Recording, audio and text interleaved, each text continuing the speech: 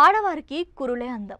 కొంచెం జుట్టు రాలినా అస్సలు తట్టుకోలేరు. అందులోనూ సెలబ్రిటీస్ హెయిర్ కోసం స్పెషల్ కేర్ తీసుకుంటారు. అయితే ఓ సీనియర్ హీరోయిన్ మాత్రం అందంగా కనిపించాలంటే జుట్టు తప్పనిసరా అని తనకు తాను ప్రశ్నించుకుంది. అందం అంటే ఆత్మవిశ్వాసమే అంటూ గుండు గీయించుకుంది. ఇంతకీ తనెవరో కాదు, ఒకప్పటి స్టార్ హీరోయిన్ భానుప్రియ చెల్లెలు శాంతిప్రియ.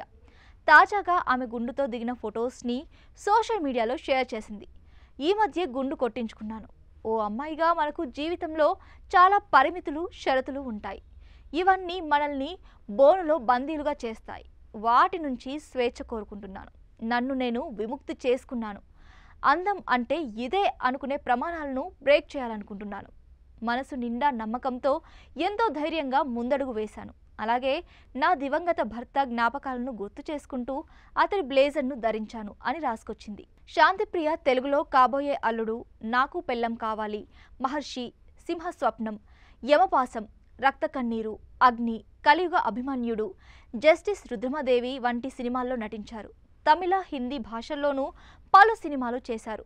1994లో ఇక్కే పే ఇక్కా అనే సినిమాతో బ్రేక్ ఇచ్చిన శాంతిప్రియ 3 దశాబ్దాల తర్వాత వెండితెరకు రీఎంట్రీ ఇచ్చారు.